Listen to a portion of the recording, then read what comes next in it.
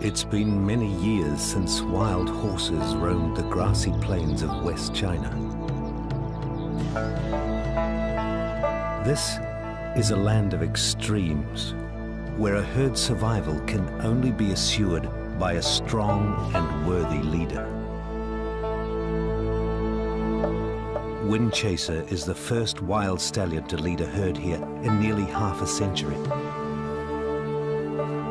His mares and foals will follow through good times and bad. None follow more loyally than the mare Black Pearl. But living wild is hard. When Windchaser is challenged and death stalks the herd, their loyalties will be tested like never before. She and the others must learn to adapt if they're to reclaim their former home.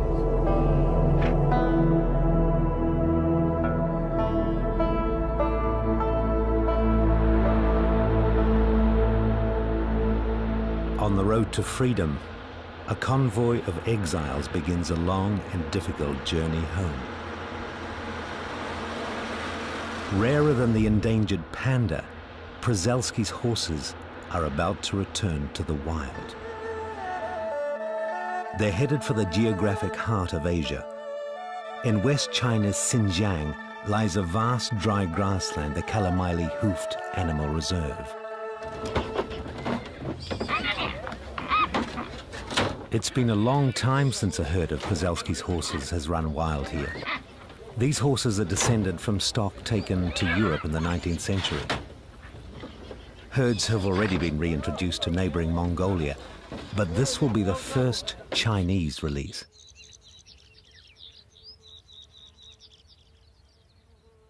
While they're corralled, there's plenty of good feed. But the project scientists hope that they'll adjust to wild grasses soon after their liberation.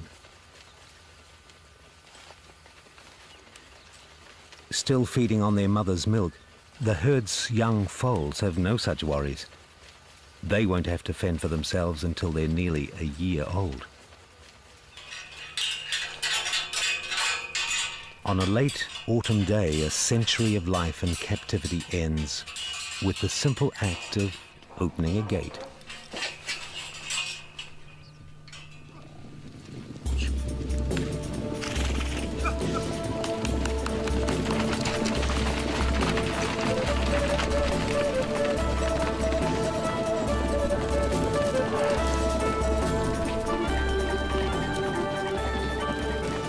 Despite the occasion, there's a cold note of apprehension in the air. Freedom comes at a price. To survive, the horses must endure some severe challenges. Summer drought, winter cold, and predators. Returning here will test the horses' loyalties as well as their instincts. They must adapt to the conditions and work together for their survival, as their ancestors once did. For millions of years, the steppes of Eurasia were home to wild horses. Then around 4000 BC, men began to capture and domesticate them. The wild horse became a forgotten breed until 1879. A Russian naturalist rediscovered them along the border between Mongolia and China. Some were captured and taken to Europe. But hunting and interbreeding with domesticated stock continued, and in the 20th century, Przeleski's horse became extinct in the wild.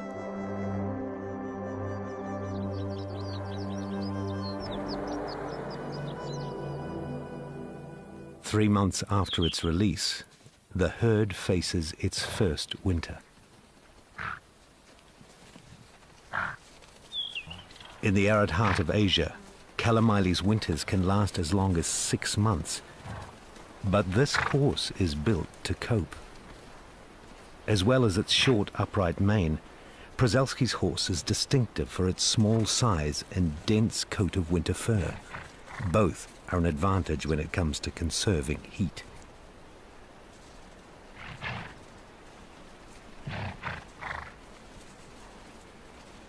Less than 1.5 meters high, 10-year-old Windchaser is the head stallion. He faces a bigger challenge than most stallions. An ordinary herd numbers around 7 to 11 horses. Windchaser is responsible for 27. They march in order of social hierarchy. In most cases, the ranking mare leads, followed by her foals, youngest first. Then come the others in order of rank. Windchaser is guardian rather than leader, spending much of his time at the rear of the herd, always alert to danger.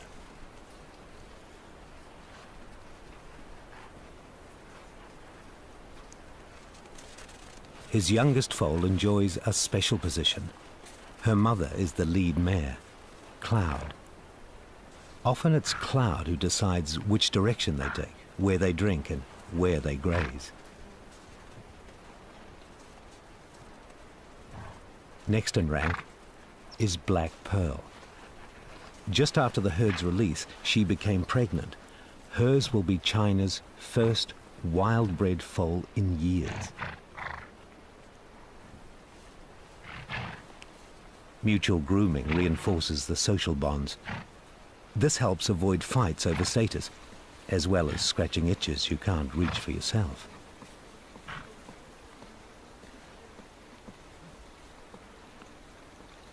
The first real test of their instincts is to find enough to eat.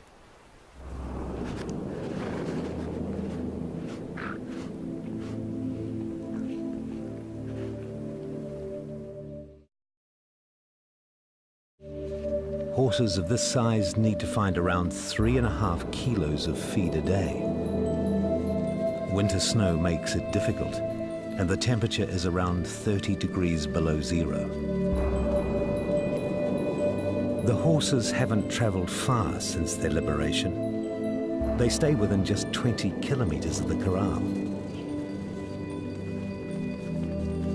Almost every dusk, they cross the nearby road and return through the open gates to the security of their old enclosure.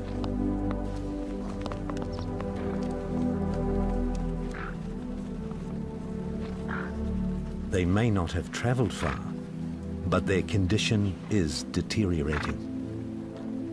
They're not feeding well enough, and the poor nutrition is starting to threaten the herd's health and freedom.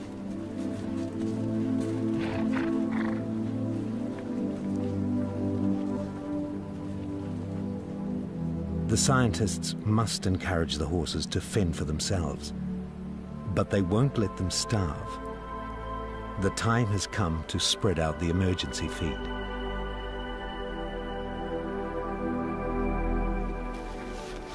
Mares like Cloud need the most help.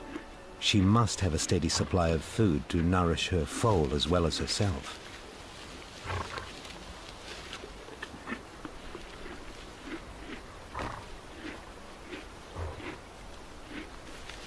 It's not the most promising start. It's been a significant test of their survival ability, and it won't be the last. Early December brings a new challenge.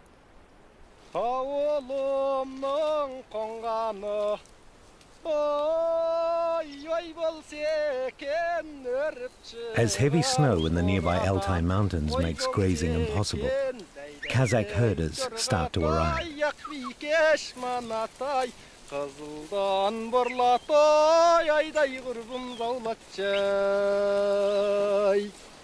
Every winter they return to the Kalamaili plain, accompanied by their livestock.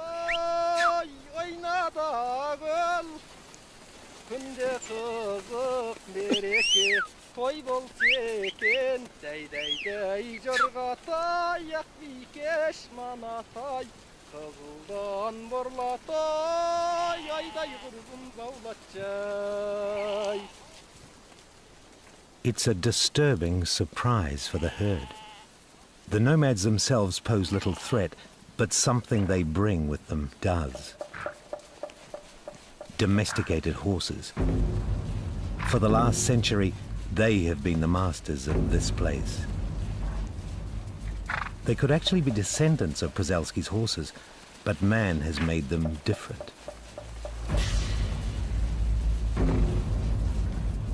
Domestic horses had 64 chromosomes, Przewalski's 66, but the two can interbreed, one factor which led to the demise of the wild herds. Like the Przewalskis, they roam in bands with a distinct social hierarchy. This herd's leader is a stallion known as Longhair. Windchaser's instinct tells him these strangers are a threat.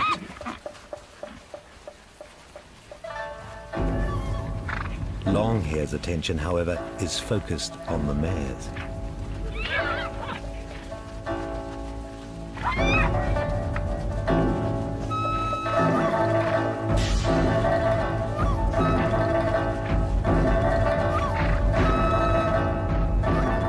Windchaser isn't about to let him get near without some opposition.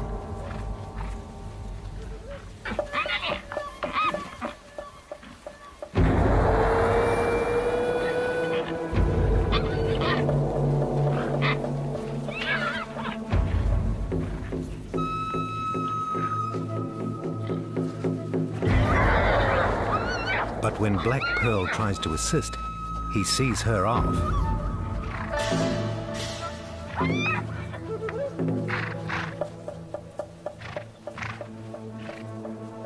This is his fight, and his alone.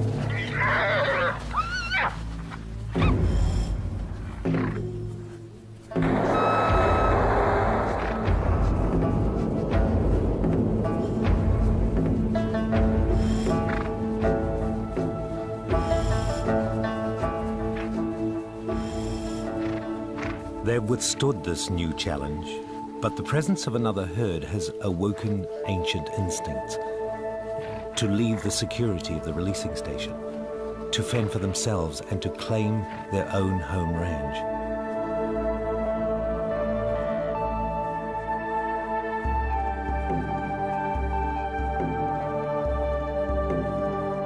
As New Year approaches, Kalamailei's winter gets colder. Temperatures drop to -40 Celsius.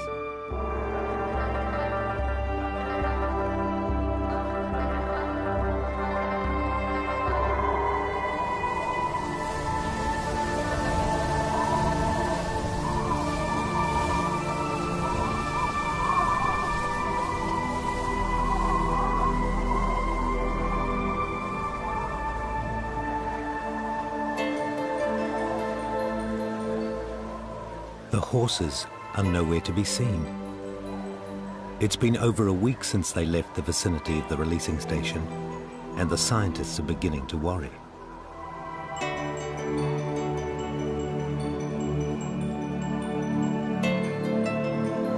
Cold is not Kalamailei's only hazard. For the last 100 years, Himalayan wolves have been surviving on domesticated horses and other game.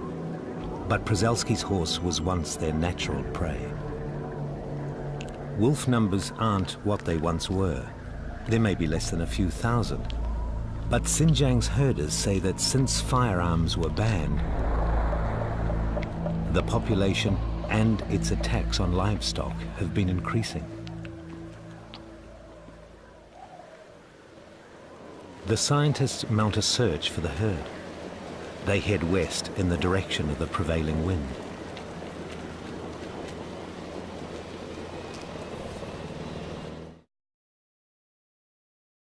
During winter, the lower snowfall in the west of the reserve means easier grazing. This attracts other hoofed animals like goitered gazelles.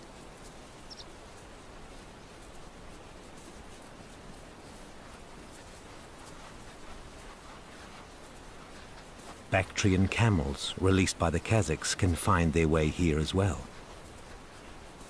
Like the horses, countless hordes of these camels once roamed free in Central Asia. But truly wild Bactrians are now extremely rare.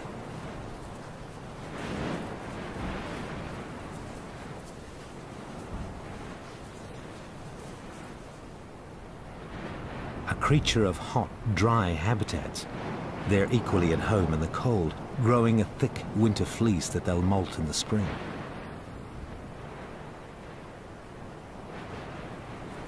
They and the gazelles are finding enough to eat. If the horse's survival instinct is working, it should lead them here too.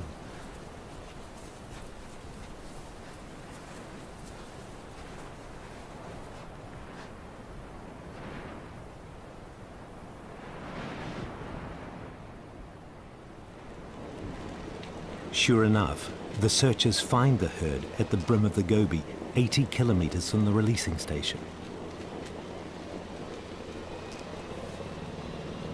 Windchaser and the pregnant Black Pearl are together, cold and exhausted.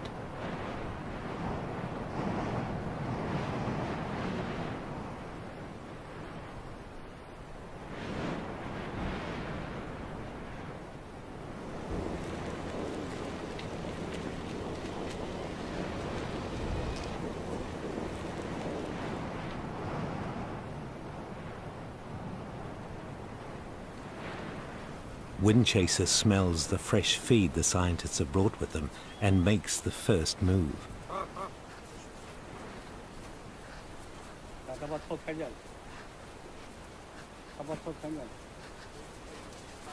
It doesn't take long for the herd to follow his lead.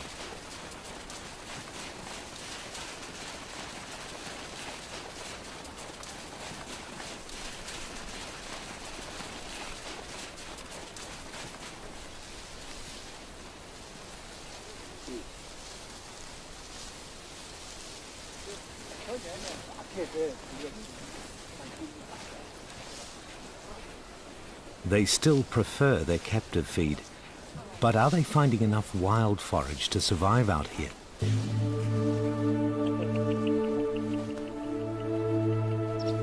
Some obviously aren't.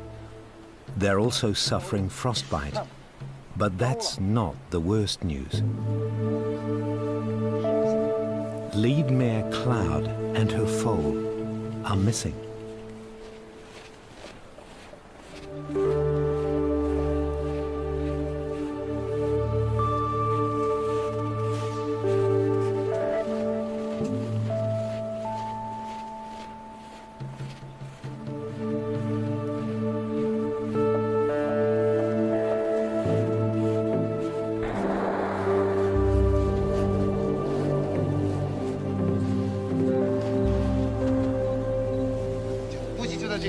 The foal is alive, but only just. Still not weaned, she hasn't fed in days, and her mother is nowhere in sight.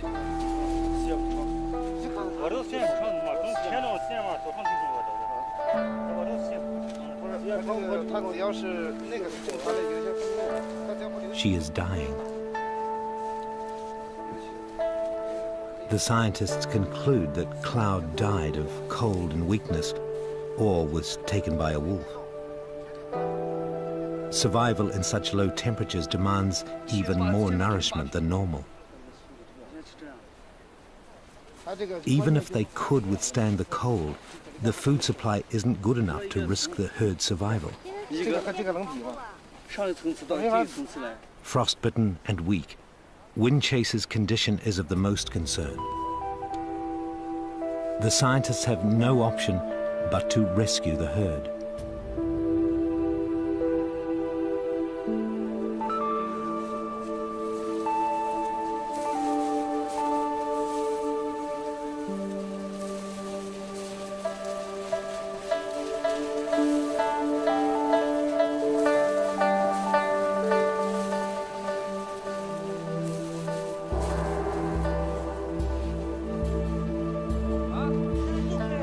With Cloud gone, Black Pearl is head mare and leads the herd home.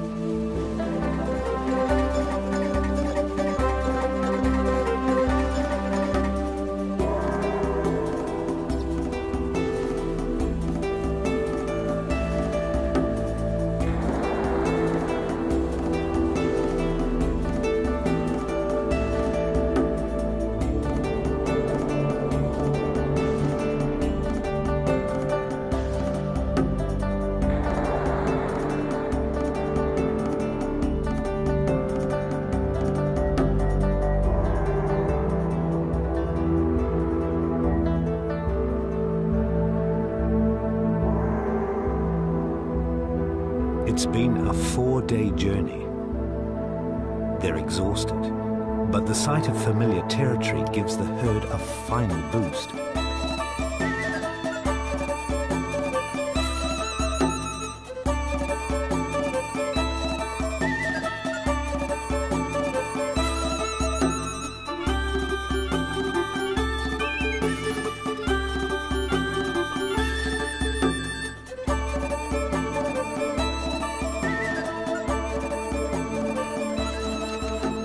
Not only are they tired and hungry, they're also thirsty. Horses this size need from 6 to 16 litres of water a day. The freezing conditions mean there's been little to drink. The horses need a lot of care.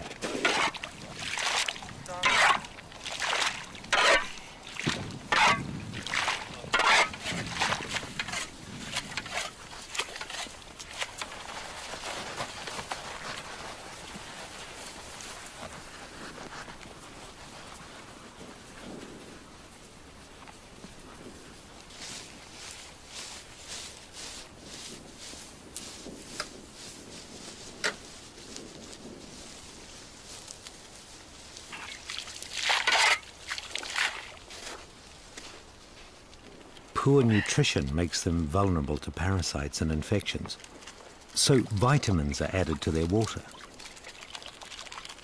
But to really help the herd, they'll have to apply stronger medicine.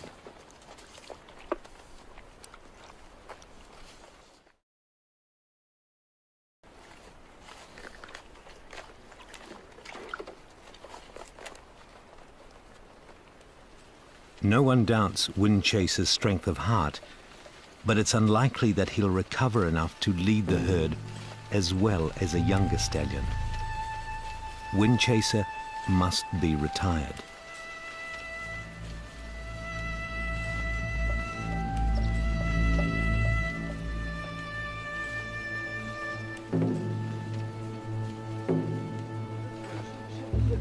Two new stallions are waiting at the Kalamaile breeding station. 5-year-old Lucky Wind is the first. The other candidate is Windchaser's brother, 8-year-old Flame. Stallions are ready to form their own herds at around 3 years of age, so they're both prepared for the responsibility.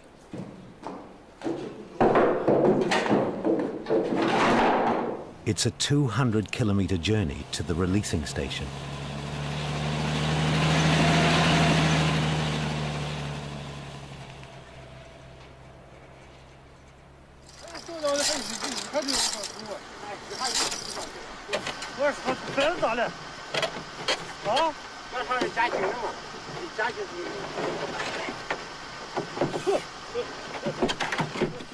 It's hoped that the two stallions will split the herd into 2 bands. The scientists have already removed the vulnerable colts from the herd to protect them from any aggression. The next few days will determine much of the herd's future.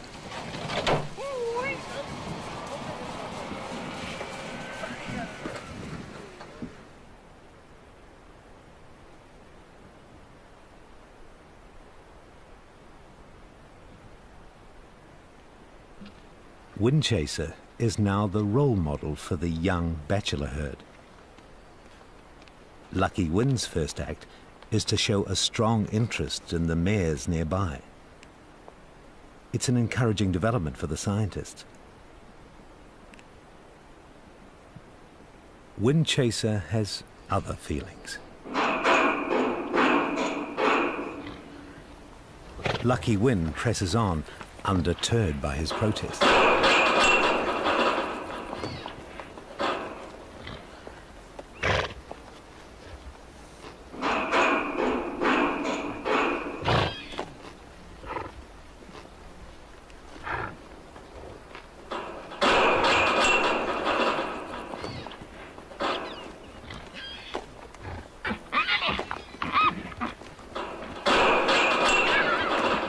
Stuck behind bars, there's little Windchaser can do about this turn of events.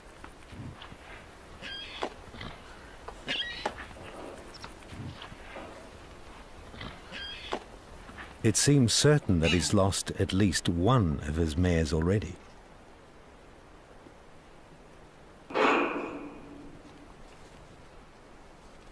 Meanwhile, Lucky Wind's travelling companion, Flame, has sought out the others. Flame is not the lover Lucky Wind is. He's a warrior, covered in scars from past battles. He knows that to win the herd, he must gain Black Pearl's approval. Mares can be fiercely loyal to their stallion and may refuse to accept a new one for some time.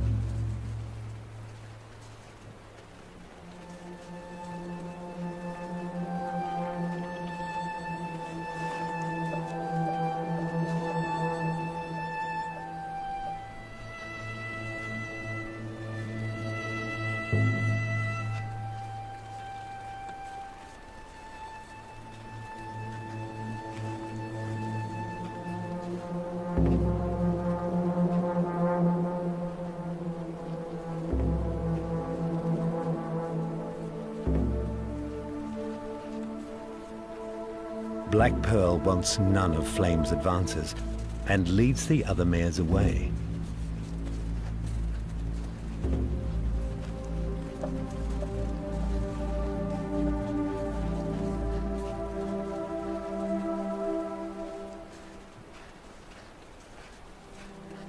For now, the mares are true to Windchaser.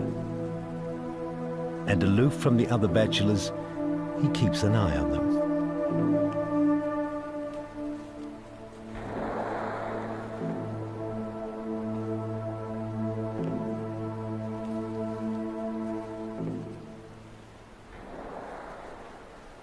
Flame's subtle approach hasn't worked. It's time for a show of strength.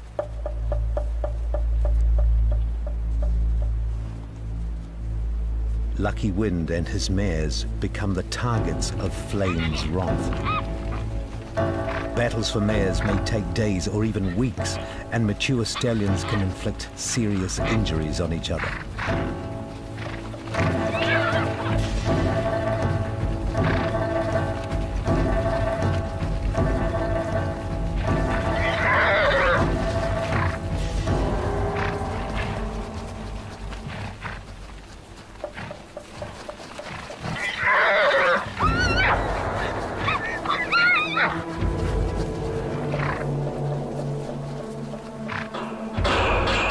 In the face of Flame's sudden fury, there's little resistance.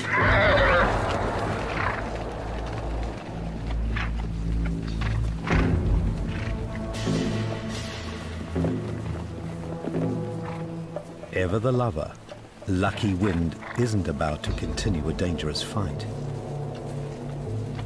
Flame's tactic may have intimidated the others. But Black Pearl isn't impressed. She still carries Windchaser's foal and remains his mare. This puts her in a difficult position. She is the lead mare, but to a stallion she will not submit to. Windchaser may enjoy her loyalty, but he's too weak to challenge his brother. And Lucky Wind seems to have little option but to join him in the bachelor band. Flame can now concentrate on the mares. Windchaser and Lucky Wind will eventually decide who will lead the bachelor band. It's normal for males to join such bands after being ejected from the herd. Lucky Wind's day may come again. He has plenty of good years ahead.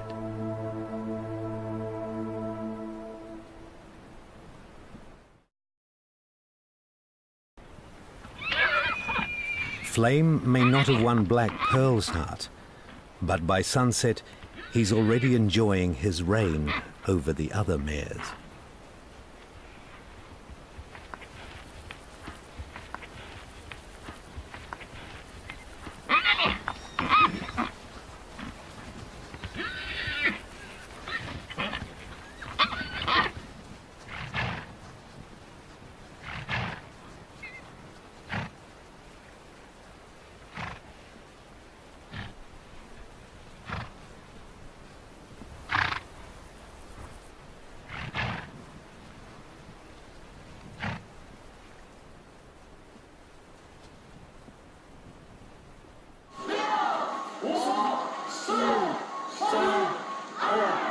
It's Chinese New Year, and the scientists look forward to a change in the herd's fortunes. February marks the beginning of the Year of the Horse.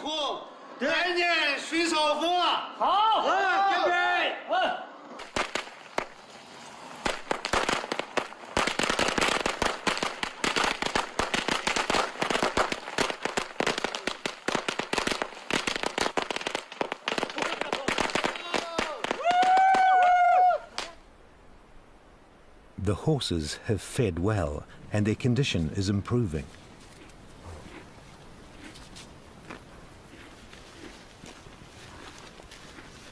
Black Pearl's pregnancy is progressing, but there's still a long way to go before she gives birth in the summer. She's still lead mare, but her estrangement from Flame disturbs the harmony of the herd. The other mares are now under the new stallion's dominion, yet she maintains her independence. She has little choice. Still pregnant to Windchaser, her ties to the old leader remain strong.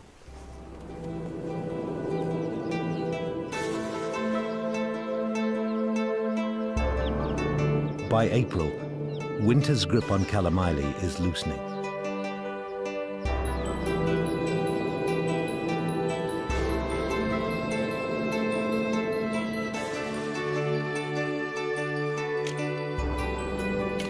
Staff work on the water supply in preparation for the dry months ahead.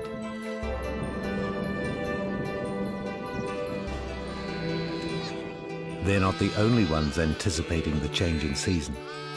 Spring brings new growth and work for the Kazakhs and their livestock.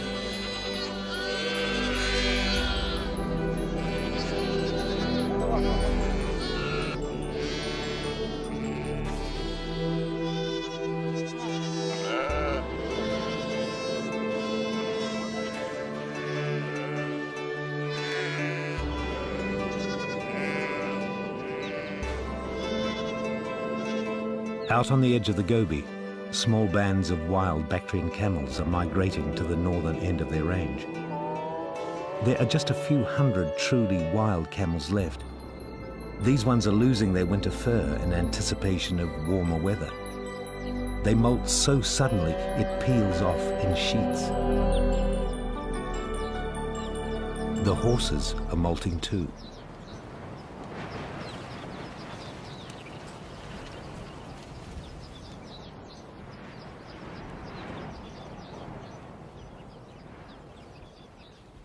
The brief spring will soon turn to a baking dry summer.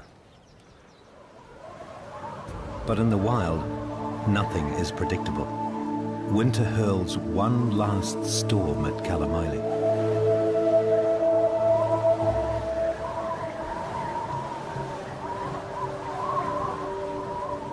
Temperatures drop suddenly.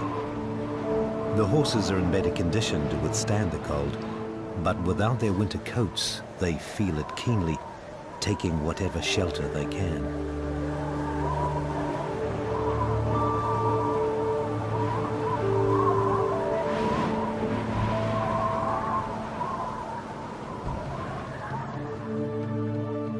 In its wake, nature leaves a harsh reminder of its cruelty. Another of the precious foals is dead. With the improving weather, the time has come for the Kazakhs to return to their summer pasture in the mountains. It also means that long hair in the domesticated herd will no longer hold sway over the plains.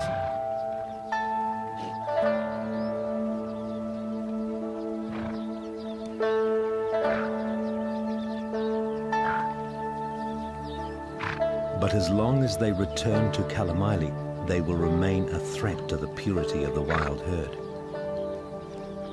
One day, they and the Kazakhs may have to be settled, so the wild horses can truly reclaim their former lands.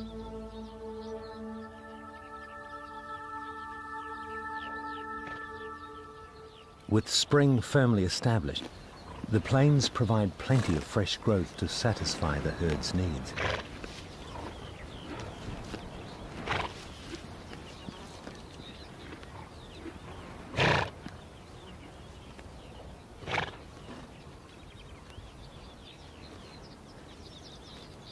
Approaching maturity, young colts are beginning to take an interest in the mares, sniffing their urine to test their fertility.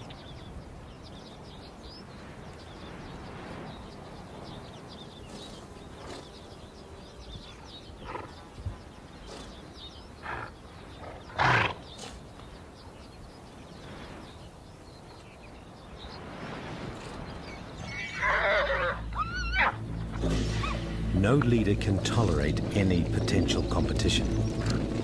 The time has come for Flame to eject his young rivals from the herd.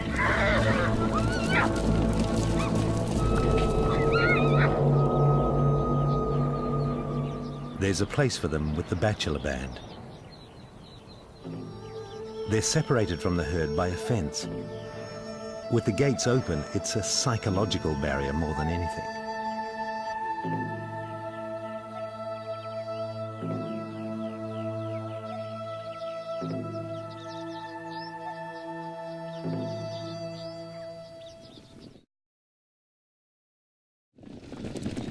But Flame takes no chances and herds the mares well away from the growing bachelor group.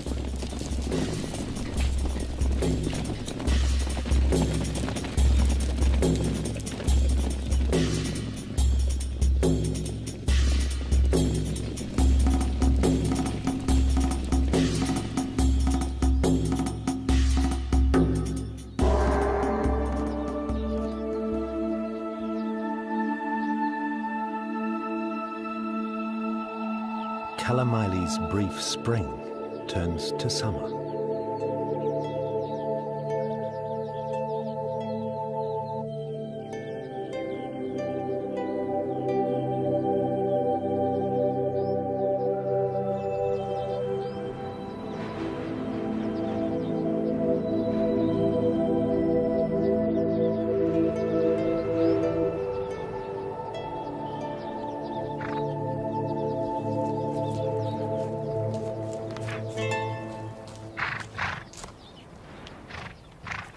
There's plenty of good feed out on the plains still, and the herd is venturing further away from the releasing station. Black Pearl has been pregnant for almost 11 months. Her greatest need now is for plenty of water. The plains' natural ponds are beginning to dwindle.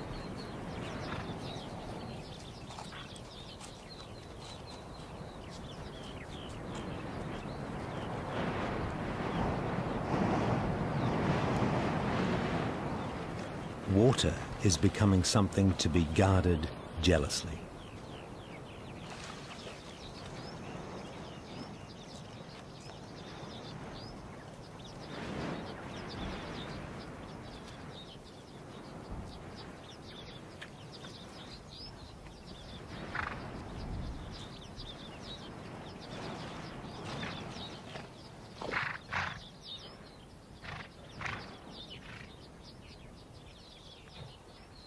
The herd isn't willing to share, even with a small gazelle and her kid.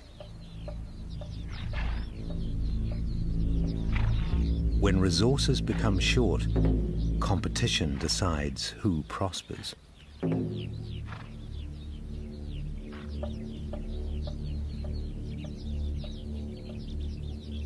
It's a fact of life faced by all wild creatures.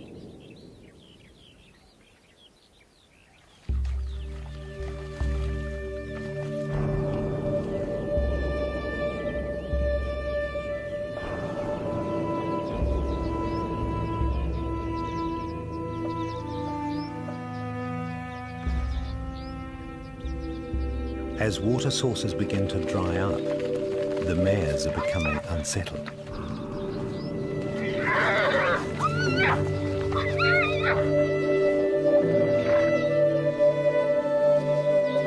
Black Pearl still enjoys their loyalty, but as thirst nags, they're becoming harder to control.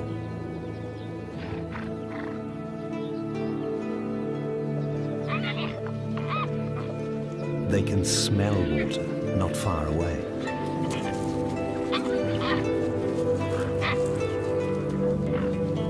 It's back by the fence in bachelor territory, but Flame will never let them near the other males.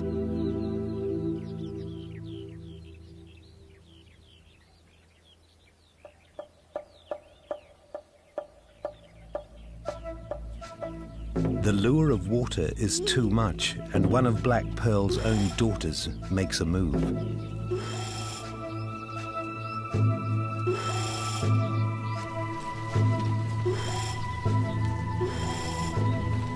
Communicating with nods of their heads, revolt spreads and they head for the bachelor's waterhole.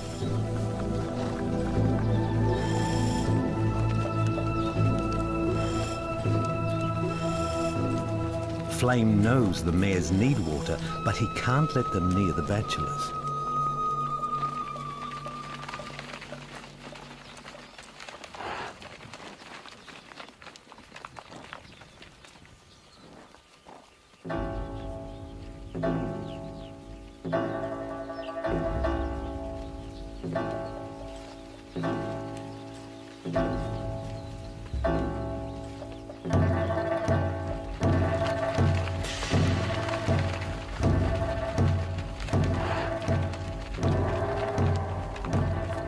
His strategy is simple. Chase the bachelors off and let the mares drink without distractions.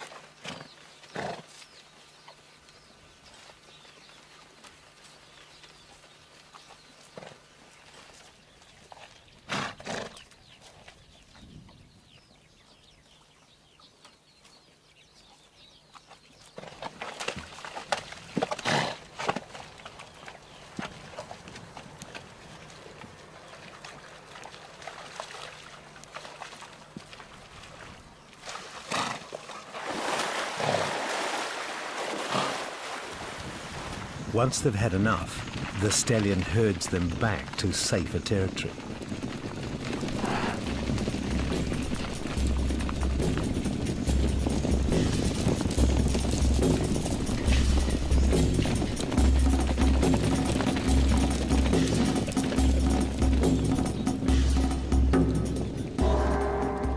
But the bachelor band isn't the only threat to the herd security. Crossing the road for water soon becomes a daily ritual.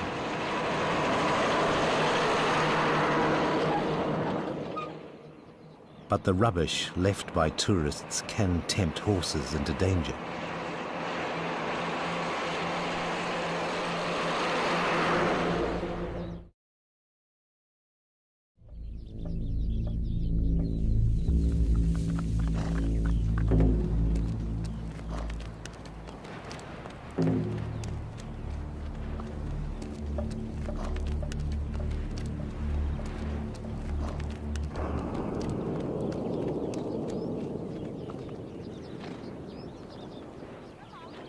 The tourists are oblivious. Meanwhile, the scientists are keeping watch on Black Pearl.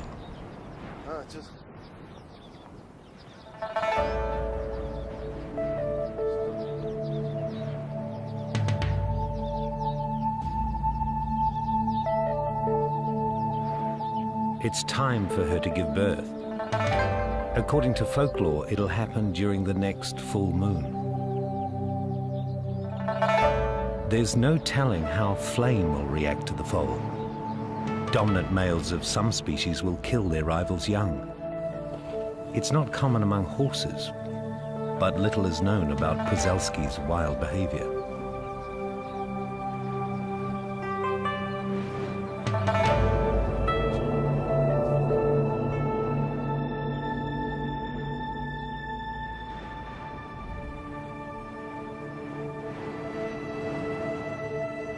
It's normal for mares to isolate themselves at birth.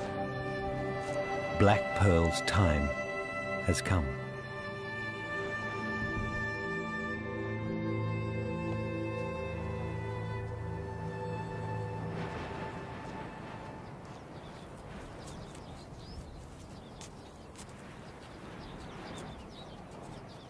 When the mare returns, she's noticeably thinner, but alone.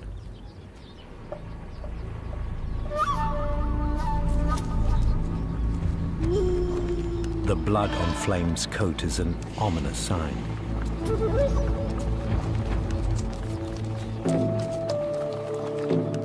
She refuses to let the scientists come near and leads them on a chase.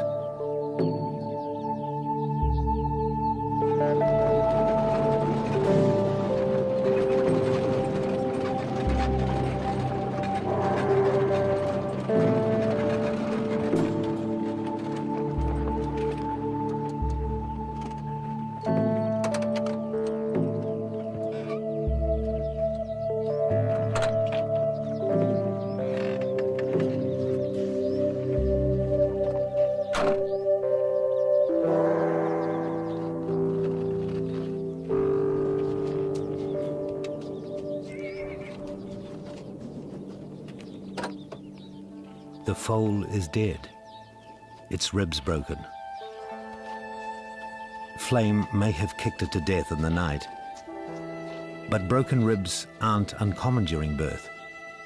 The stallion could have become bloodied out of curiosity or even concern for a mare in difficulty. Either way, Black Pearl is left forlorn.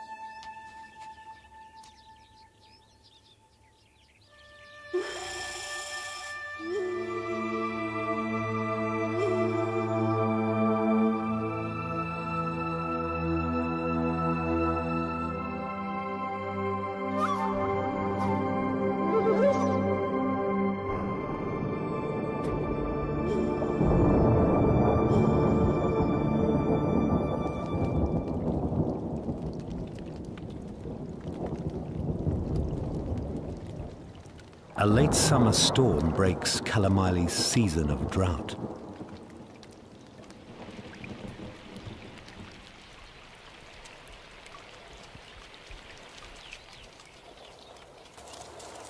Her last link to Windchaser broken, Black Pearl has at last accepted Flame. Harmony has been restored. The herd still faces many challenges on its journey back to freedom, but with its two leaders united, it stands a much better chance of success. After 100 years in captivity, passing through a genetic bottleneck of just 12 individuals, there was no guarantee that this species could make it in the wild. But it seems that their instincts are strong.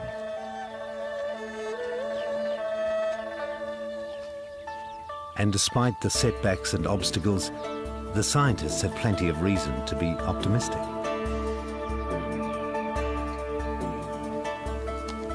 As Lucky Wind and the others mature in the bachelor band, there's a pool of stallions waiting for herds of their own to protect.